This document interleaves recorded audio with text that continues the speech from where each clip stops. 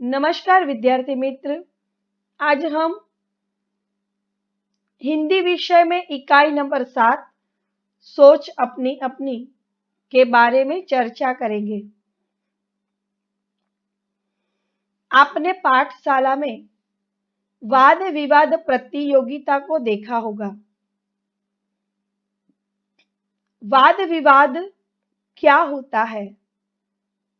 तो किसी एक विषय पर पक्ष और विपक्ष, विपक्ष यानी कि विरोध पक्ष, अपना तर्क वितर्क इकट्ठा करके अपने विचार को प्रदर्शित या अभिव्यक्त करते हैं और श्रोतागण जो होते हैं, श्रोतागण यानी सुनने वाले जो लोग होते हैं, वह उसकी पुष्टि करते हैं और किसी एक विषय पर चर्चा कर उस पर निदान करते हैं या फिर जो पक्ष होता है वह विपक्ष के कथन को खंडित करता है, तो उसे वाद विवाद कहते हैं। हमारी इस इकाई में भी हमें कुछ ऐसे ही विषय दिए गए हैं और उन विषयों पर विद्यार्थियों को अपना समर्थन या विरोध प्रकट करना है और उसके कारण भी उन्हें बताने हैं। नीचे दिए गए चित्रों को ध्यान से देखिए, फिर उन पर आधारित प्रश्नों पर अपनी कक्षा में वाद विवाद करवाइए, यानी कि चर्चा करवाइए। विद्यार्थी मित्र, यहाँ पर 2 चित्र दिए गए हैं। आपको यह दोनों चित्र देखना है, उसका निदर्शन करना है और दोनों चित्र में क्या अंतर है यह ढूंढना है। तो हम सबसे पहले चित्र के बारे में चर्चा करेंगे। तो हमारा जो पहला चित्र है वह देखने से हमें पता चलता है मानो वह गांव का है और गांव में प्राकृतिक सौंदर्य दिखाई दे रहा है। गांव के जो घर है वह कच्चे हैं। गांव की सड़कें भी यहाँ पर कच्ची दिखाई दे रही है। गांव के जो लोग हैं उन्होंने सादगीपूर्ण वस्त्र पहने हुए हैं। यहाँ पर एक नदी और तालाब हमें दिखाई दे रहा है, जिनमें कुछ लोग जो है वह काम करते हैं। कोई नहा रहा है, कोई पानी भरकर जा रहा है, कोई कपड़े धो रहा है। यहाँ पर एक कुम्हार है जो मिट्टी के बर्तन बना रहा है। तो यह एक गांव का चित्र है। चित्र नंबर 2, यह देखकर हमें मालूम होता है कि यह एक नगर या शहर का चित्र है। इस चित्र में एक लंबी चौड़ी सड़क दिखाई दे रही है और सड़क पर कई वाहन, अलग अलग प्रकार के वाहन जाते हुए दिखाई दे रहे हैं और शायद यह वाहनों से शोर शराबा भी होता होगा। सड़क के किनारे हमें पक्के मकान दिखाई दे रहे हैं और कुछ लोग जो है वह मानो काम करने के लिए जा रहे हैं, मानो दफ्तर जा रहे हो और उन्होंने आधुनिक वेशभूषा पहनी हुई है। तो दोनों चित्र में हमें यह अंतर दिखाई दे रहा है। अब हम दोनों चित्र का निदर्शन करने के बाद कुछ प्रश्न के उत्तर की चर्चा करेंगे। दोनों चित्र में क्या अंतर है तो अभी ही हमने इस पर चर्चा की है कि दोनों चित्र में क्या अंतर है। तो एक गांव का है और एक शहर का है। अब हमारा दूसरा प्रश्न है, गांव तथा नगर के जीवन में क्या अंतर है और तुम्हें कौन सा रुचिकर लगता है? क्यों रुचिकर यानी पसंद आना, कि आपको गांव और नगर यानी कि शहर दोनों के जीवन में क्या अंतर दिखाई दे रहा है और आपको कौन सा पसंद है और क्यों पसंद है। तो गांव के जीवन में सादगी है, सरलता है, प्राकृतिक सौंदर्य है, बनावटीपन नहीं है।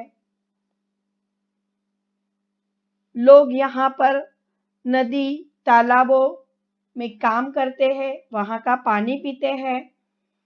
खेत खलियान है जहां पर वह अनाज उगाते हैं, सब्जियां उगाते हैं और उनका प्रयोग खाने में करते हैं। उनके घर कच्चे हैं और उनका जीवन जो है वह प्रकृति के बहुत नजदीक है। तो नगर जीवन में तड़क भड़क और बनावटीपन अधिक होता है। लोग आधुनिक पहरवेश पहनते हैं, पक्के मकान होते हैं, लोग नल का जो पानी आता है उसे पीते हैं, बाजार से अनाज और सब्जियां लाते हैं। नगर में लंबी चौड़ी सड़कें होती है, वाहन का आना जाना होता है, मगर नगरों में शोर शराबा गांव से अधिक होता है। यहाँ लोग दुकानों में, बैंकों में, दफ्तरों में काम करते हैं। नगर के जीवन में शांति अधिकतर नहीं होती है और लोग प्राकृतिक जीवन से भी बहुत दूर होते हैं। मगर दोनों जीवन की अगर हम बात करें, चर्चा करें, तो दोनों जीवन में नगर जीवन हमें अधिक पसंद होता है। क्यों? क्योंकि यहाँ पर शिक्षा है, लोग प्रशिक्षित है और प्रगतिशील है। यहाँ अच्छे स्कूल और कॉलेज होते हैं। यहाँ पर अस्पताल, पुस्तकालय, कई संस्थाएं होती है। यहाँ पर काम हमें मिलता है। यहाँ के लोग अधिकतर कार्य में जुटे रहते हैं। उन्नति का अवसर हमें यहाँ पर ज्यादा मिलता है और इसीलिए हमें शहरी जीवन अधिक पसंद है। हमारा तीसरा यहाँ पर प्रश्न है, क्या तालाब का जल पीने के लिए योग्य है? यदि नहीं तो क्यों नहीं है? विद्यार्थी मित्र, क्या यह चित्र देखकर आपको लगता है कि अगर यह तालाब है तो उसका जल, पानी पीने के लिए योग्य है? तो अगर मैं अपना मंतव्य आपको बताऊं तो यह योग्य नहीं है। क्यों नहीं है? तो तालाब चारों ओर से बंद होता है, उसमें चारों ओर से बाहर से धूल मिट्टी गिरती रहती है, पेड़ों के पत्ते गिरते रहते हैं, लोग कचरा कूड़ा भी डालते हैं। लोग तालाब के किनारे कपड़े धोते हैं, जानवरों को नहलाते हैं, खुद भी नहाते हैं और तालाब का जो पानी होता है वह बंद होने के कारण उसमें ज्यादातर गंदगियां होती रहती है, जल प्रदूषित होता है और अगर हम प्रदूषित जल पिएंगे तो हम बीमार अवश्य ही हो जाएंगे। इसीलिए हमें तालाब का पानी कभी नहीं पीना चाहिए।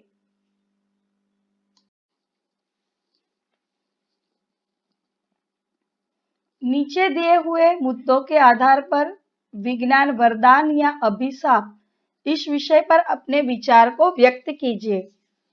विद्यार्थी मित्र, यहाँ पर एक विषय दिया गया है, विज्ञान वरदान या अभिशाप।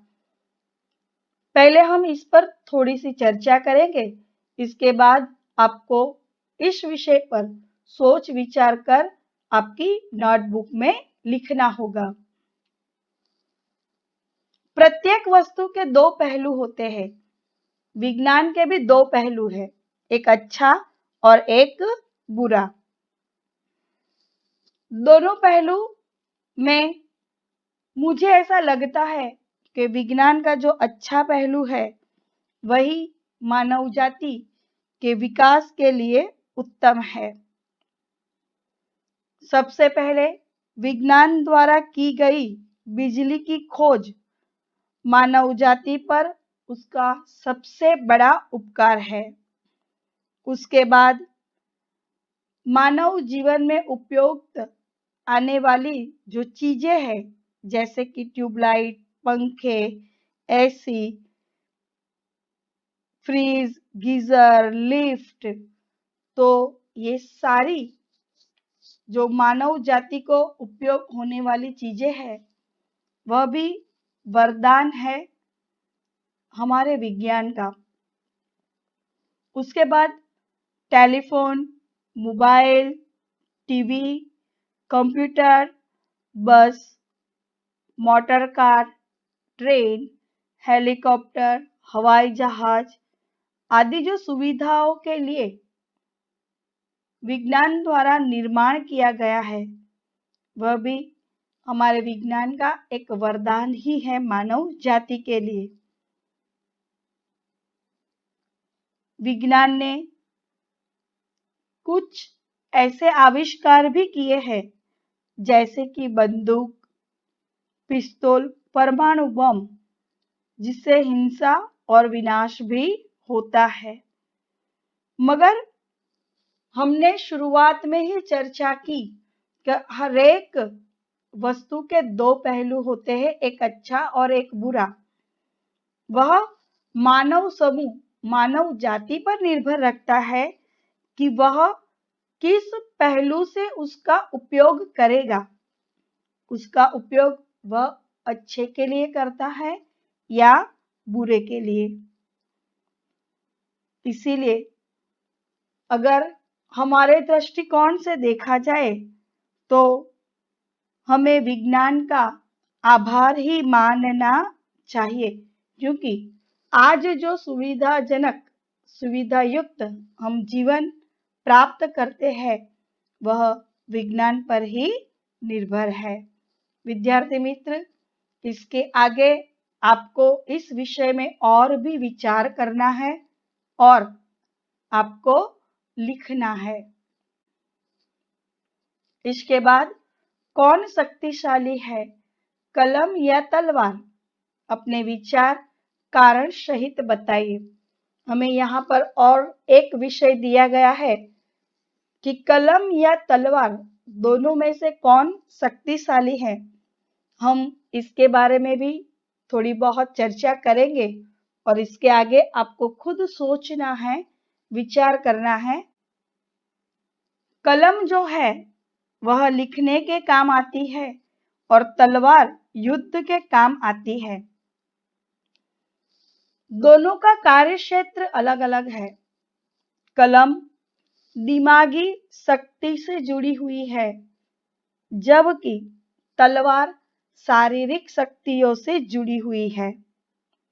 कलम से हम कहानियां लिखते हैं, कविताएं लिखते हैं, उपन्यास लिखते हैं, जीवन चरित्र लिखते हैं, और तलवार से हम युद्ध करते हैं, किसी का खून बहाते हैं। कलम आनंद देती है, सुख समृद्धि देती है, और तलवार हमें कभी कभार विनाश की ओर भी ले जाता है, तो कभी कभार हमारा संरक्षण भी करता है। कलम द्वारा बहुत से ऐसे कवि, लेखक हैं जो आज भी अमर हो चुके हैं, जैसे कि महाकवि कालिदास, रविंद्रनाथ टैगोर, वाल्मीकि, व्यास जी, तुलसीदास जी, जो आज भी हमारे इतिहास में जीवंत अवस्था में है। तो मेरे विचार से कलम और तलवार में कलम ज्यादा शक्तिशाली होती है। अब आगे और भी आपको इस पर सोच विचार करना है और लिखना है। दी गई सामग्री पढ़िए और उसके आधार पर प्रश्नों के उत्तर दीजिए। विद्यार्थी मित्र, यहाँ पर एक विज्ञापन दिया गया है और हमारे लिए इसमें कुछ जानकारियां है जिसे हमें पढ़ना है, सोचना है और समझना है। यह विज्ञापन अखबार का है। आप अखबार के बारे में जानते ही होंगे कि अखबार से हमें देश विदेश के मुख्य समाचार प्राप्त होते हैं, जानकारियां प्राप्त होती है। यहाँ पर जो विज्ञापन दिया गया है वह हिंदुस्तान 5 अक्टूबर 2007 में दिया गया था और इस विज्ञापन में किस विषय पर चर्चा की गई है, तो इस विज्ञापन में नासा द्वारा दूरबीन से यानी कि टेलीस्कोप से ब्रह्मांड की कुछ घटित घटनाओं की तस्वीरें ली गई थी। यह घटनाओं की तस्वीरें लेना बहुत ही दुर्लभ था, मगर नासा द्वारा ली गई थी। उसके बारे में यहाँ पर जानकारी है। इनके अनुसार अंतरिक्ष में पृथ्वी जैसा ही एक ग्रह जन्म ले रहा है और जिसकी तस्वीरें इस दूरबीन से ली गई है। यह ग्रह पृथ्वी से करीबन 424 प्रकाश वर्ष दूर है और करीबन उसकी उम्र 1 करोड़ से भी अधिक है, मगर नासा के वैज्ञानिकों के आधार पर यह ग्रह अभी किशोर अवस्था में है। वैज्ञानिक कैरी सिस्से के अनुसार यह ग्रह जिस अवस्था में है वह अवस्था समय के मुताबिक बिल्कुल सही है। इस ग्रह की तस्वीरें लेने में नासा को करीबन 424 वर्ष लगे, मगर नए ग्रह के जीवन की तुलना में यह पलक झपकने जैसा है। नए ग्रह के निर्माण के लिए जो उचित वातावरण अंतरिक्ष में होना चाहिए, यह वातावरण यहाँ पर देखने को मिला है। अंतरिक्ष में पानी है, धूल और मिट्टी की परत है, जिससे यह नए ग्रह का निर्माण हुआ है।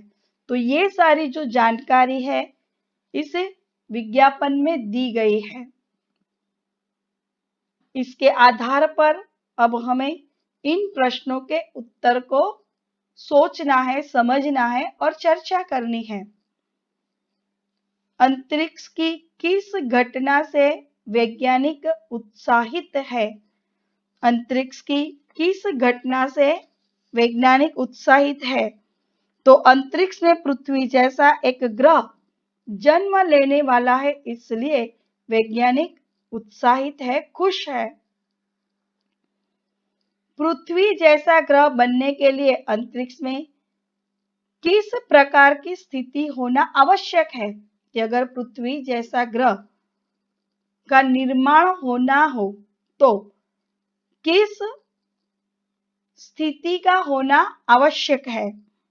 तो पृथ्वी जैसा ग्रह बनने के लिए यह आवश्यक है कि अंतरिक्ष में पानी मौजूद होना चाहिए और साथ साथ धूल मिट्टी की परत भी होनी चाहिए, तभी नए ग्रह का निर्माण हो सकता है। प्रश्न नंबर 3, रेखा खींचकर सही जोड़ मिलाइए। 424 प्रकाश वर्ष पृथ्वी से नए ग्रह की दूरी, 1.6 करोड़ वर्ष नए ग्रह की उम्र, 10 करोड़ वर्ष पूर्ण ग्रह बनने में लगने वाला समय। Spitzer space